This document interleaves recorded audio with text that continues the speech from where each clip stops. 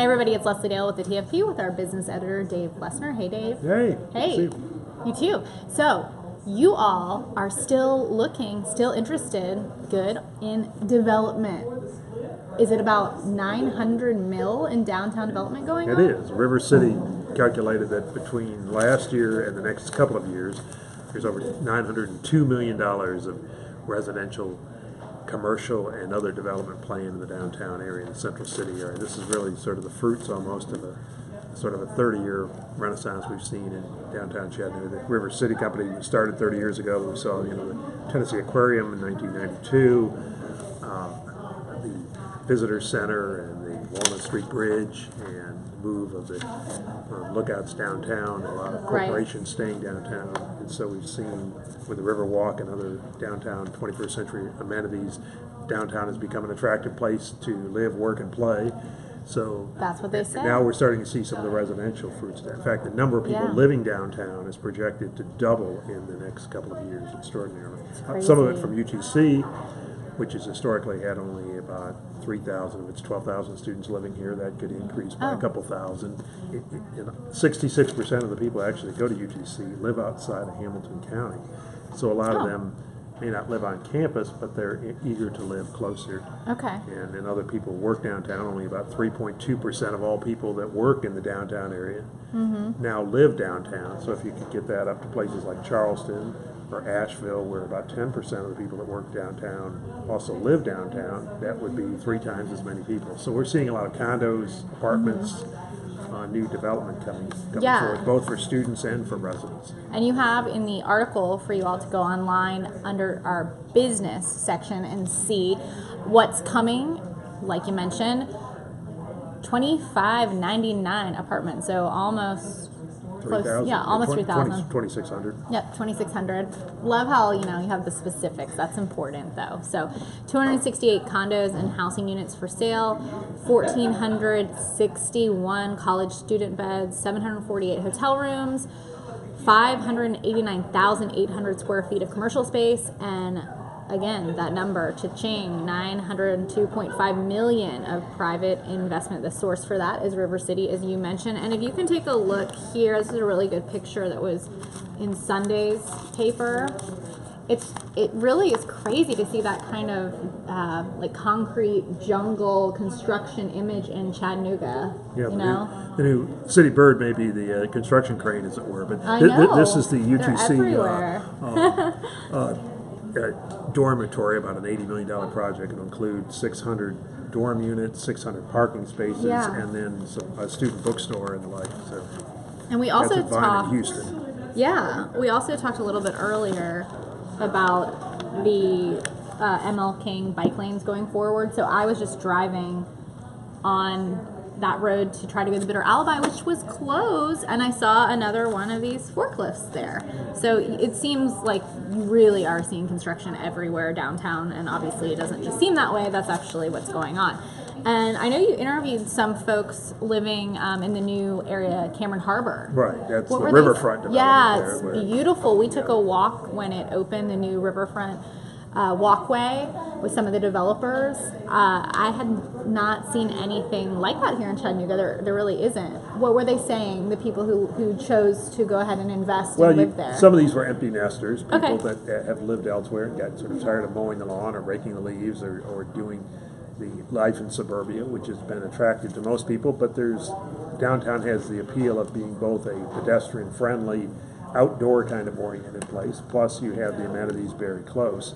Now there's no downtown grocery store, parking is a bit of a challenge, rental rates tend to be higher than downtown than in other places, so it's clearly not for everybody, and most people probably still would be living in the suburbs. I think about 1% of the Hamilton County population now lives right in the downtown central area, but I think you're going to see that increase, and developers are trying to meet that demand.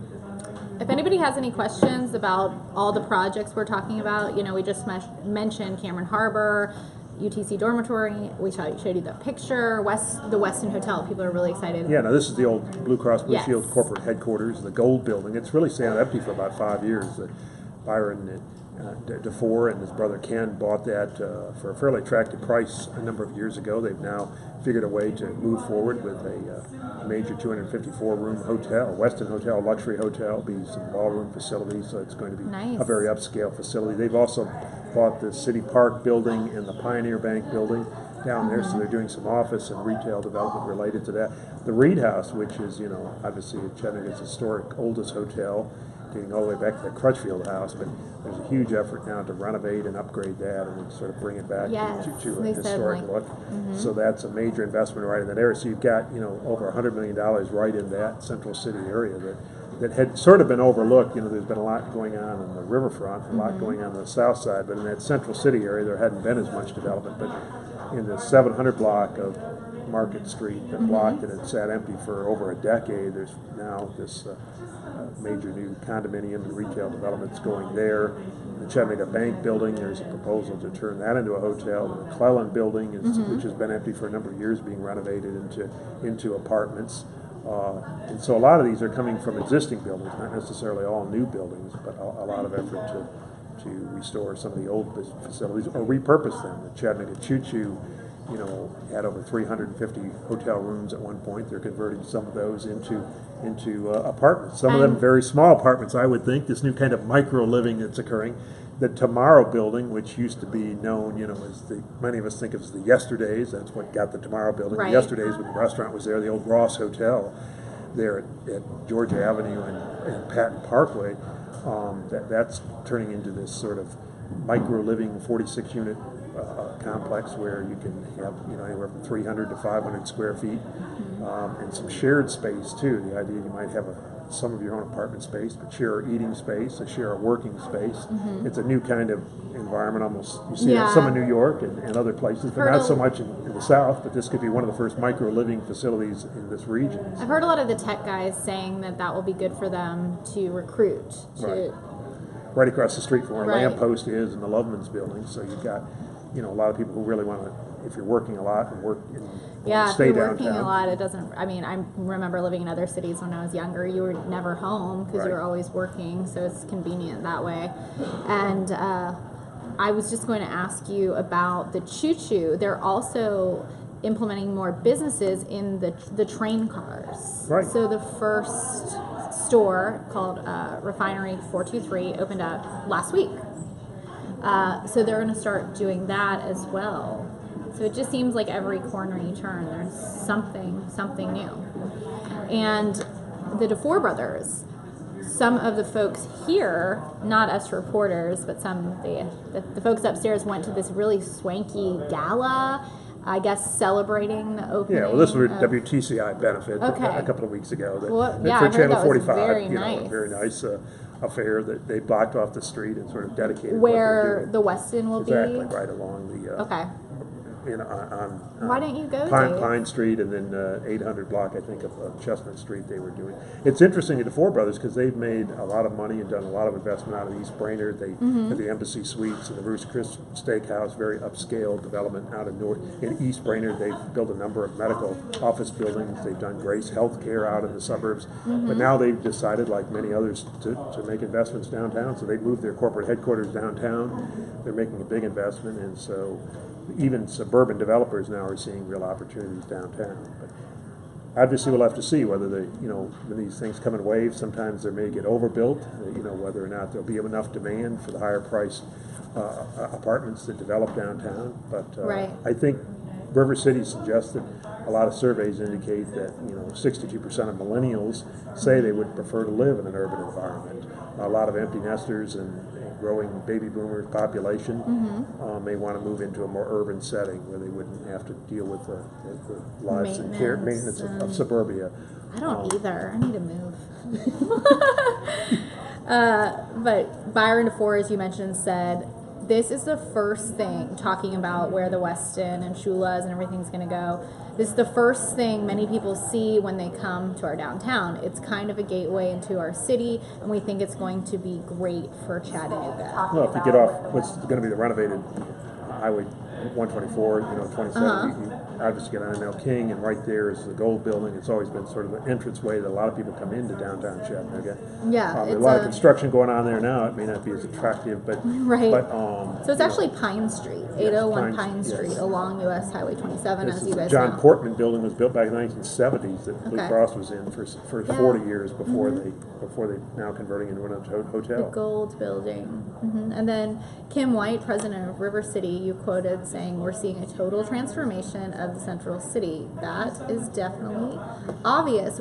Who else weighed in about their opinions, what they think about all this development that you thought was interesting?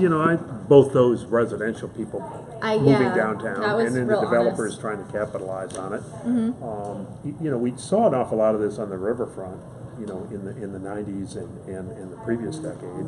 And certainly we saw a lot on the south side, which was a very depressed area, and people like where we are, Innovation District. Ella Smith and his, moved in there and renovated that great south side area. But so many that have moved into that area,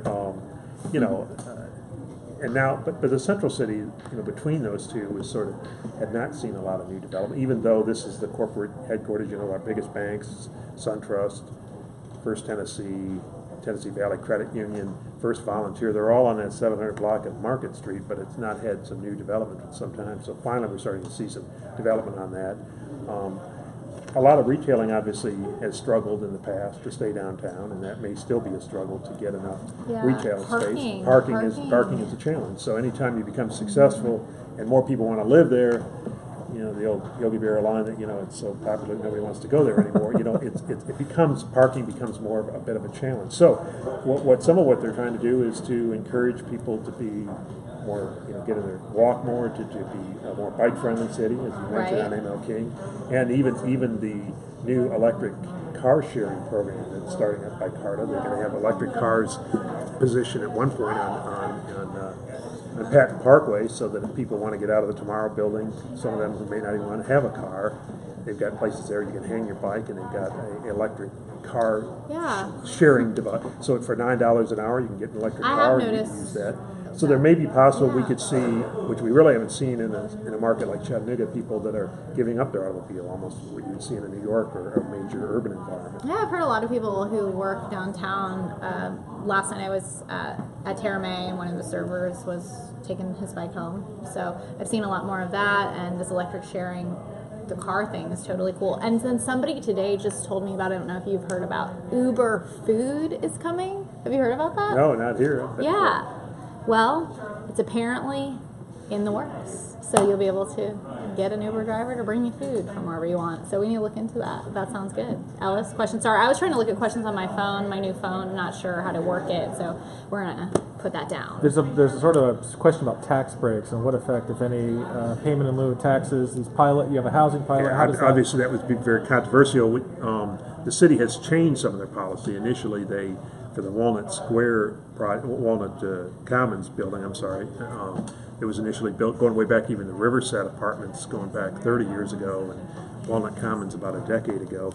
There was some fairly generous tax incentives to get people to move in. Because really, 35 years ago, there were actually, for those that think that there's an influx of too many people downtown, we probably had more people 35 years ago. Cameron Hill, where Blue Cross's new corporate headquarters is, had a massive apartment complex there. Many of the parking lots that Unum has, 30, 40 years ago, were apartment complexes downtown. And they got cleared off. So the number of people living downtown in the 70s and 80s declined. I think there's now an effort so in the 90s, to bring that back, there were these tax breaks in which you would pay only a portion of the appreciated value. If you made a big investment, you wouldn't pay on the increased value. The argument was, well, if you didn't do anything, you'd still pay this much. You're not going to pay any less, but you won't pay on the appreciated value, which you would normally do in any project. If you make an investment and the tax value goes up, you pay more taxes. But there was an effort to try to avoid doing that.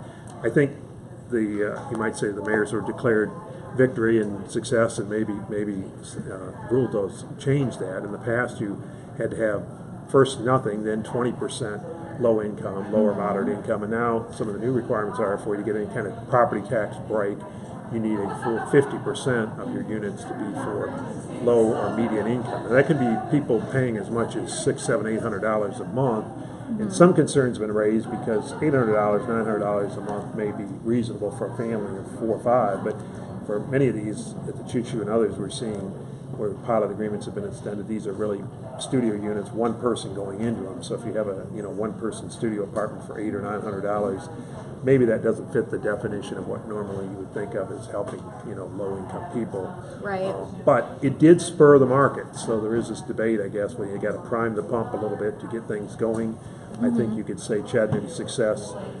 It's an open question whether you needed these tax breaks to do that or not. I think some people, Ellen Burns Sharp and other critics, have raised some legitimate concerns, I think, about whether we at least need to continue to offer these. Even tomorrow there's going to be a meeting about Walnut Commons, which was built and then sold at a profit, and now the new owners are going to continue to get these property tax breaks for years and years into the future, even with a project that is largely occupied by those middle and upper income individuals. That's at just down the street from the Walnut Street Bridge. Right. Walnut, That's what Walnut Commons is. Yes, where called? Little Miss Mag is on the is on the basement. And then there's Walnut the Street museum bluffs market. that have been there for a while. Museum bluffs. A Now, little I think bit. they got a little bit less breaks. I don't know that they got breaks because they Right. weren't apartment complexes. Right, those They did are not give them pricey. for condominiums. Yeah. This was just for apartments. Okay. And those are being phased down. So, but there is a question about whether we were too generous in the past.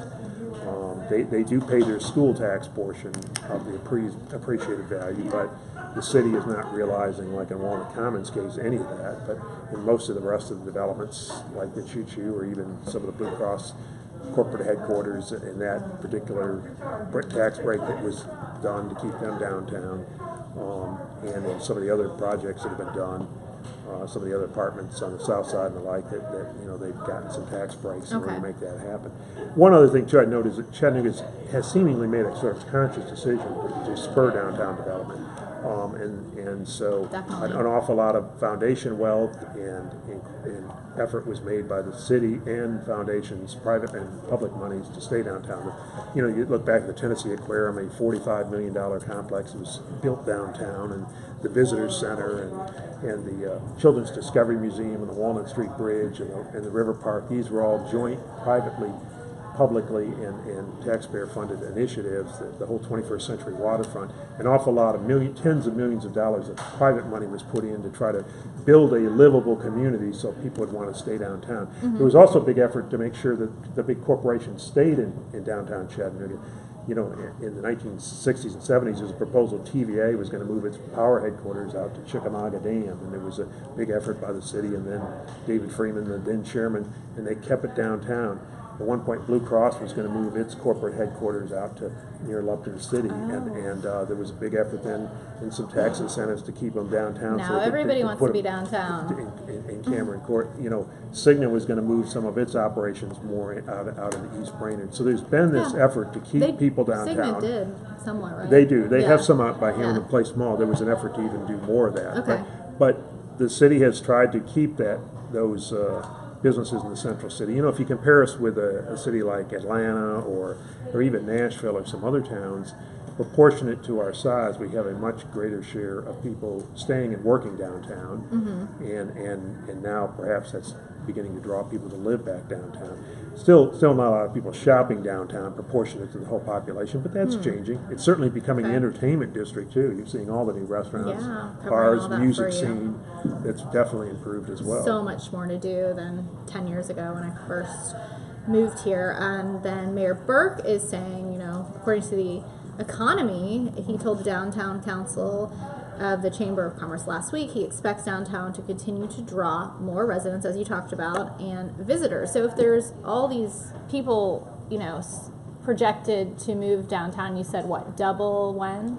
Double the amount? Within the next 2 years, if all of these. And that includes the North Shore, the South Side, and parts of MLK. So there's all these people projected to move, and then more tourists. So we're going to have room for everybody? Well, that becomes a challenge. That's why, I think you're trying to make it more of a bike-friendly town. Get on a bike.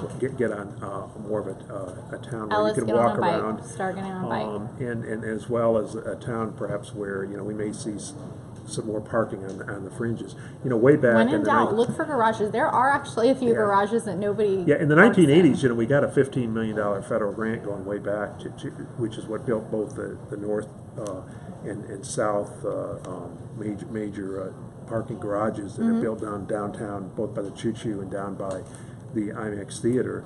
And those were really federally funded, and the idea, and the electric shuttle then was to feed those so that people would move around in the downtown area using the shuttle, and so that, you know, we have that capability with the shuttle and a few other bike you know, How's facilities that we Megabus have. doing? Do we know how Megabus is doing?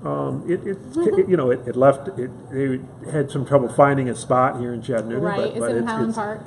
It is now, and they found a new location. And Have you gone on the Megabus, Ellis? No, I used to take the Chinatown bus, which was very similar to Megabus, but nicer. Yes. And then a lot of people don't know, you know, there's so many complaints about parking on the North Shore. There is a parking garage behind that gas station on Fraser. Right. So look around. Look around for parking garages. You know, if you go to a bigger city, you're going to be prepared. You're going to have to pay to park, and that's something. Well, now you have to pay to park everywhere in here. Chattanooga, we Yeah. have not. We've had to come. That's the price of this progress. Is Yeah, that if you're coming definitely. downtown, It's you may have to pay to frustrating. park where in the past you didn't. That's the nature of you know, that's the know. benefit and the cost of being in a growing area. I lived in LA probably, 12 to 15 years ago, and it's the one thing I hated about it so Yeah. much. It's everywhere, and now it's everywhere here. Probably the same amount that it was back then in LA, though. I mean, the cost. Well, fortunately, most companies, I mean, TVA encourages people not to drive, and they don't provide you parking. They give you a little stipend. But most companies, from Unum to Blue Cross to people like here the Times Free Press and others, do provide parking. There aren't a lot of employers that do not. Now, some of the downtown restaurants do not, but they're trying to work with River City to provide parking, so people don't necessarily think they got to be right in front of the business. And we're definitely not dealing with, like, in New York or some other larger cities, people have to pay so much for a parking spot, like, anywhere. Right. So at least we're not faced with that kind of thing, or not yet, where people are paying, you know, close to $1,000 just to have a parking spot somewhere, like near their building or their work or whatever. I have friends who deal with that, so it's not so bad. But that's one of the challenges if we try to build it for people living downtown, is that the cost has to be higher because if you try to provide parking in a high dense area, that you're going to pay a lot for that. So some of these apartments are either going to have one spot per unit or none at all. Right. So that becomes a challenge too. If you've got a two-car family or a three-car family, it becomes very difficult. Oh yeah, I've lived in cities where you have to park blocks away and walk to your apartment building, and you just the Tomorrow Building, a great example, great micro living environment, but there's no parking attached to that. So if you have an automobile, you got to find another spot to put it. Been there. So we're evolving with the rest of these big cities. Very Much cool. better, much different town than it was 10, 20 years ago. Yeah, it'll be interesting to see how this all goes, and we'll be looking toward you to tell us. So thank you. Sure. Okay, well, exciting news. Have a good rest of your day, and we'll continue to follow all this development in the multi-millions for you. Thanks, Dave, as usual.